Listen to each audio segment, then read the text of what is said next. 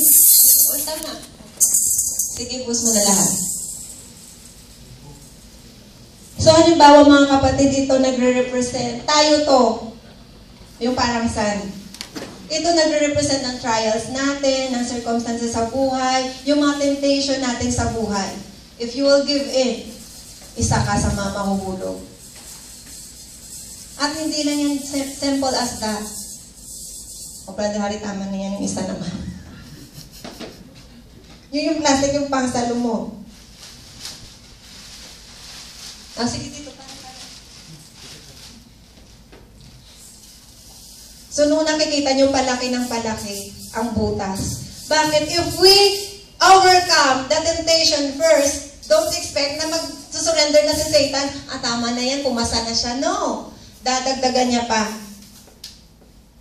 Oh, the last one.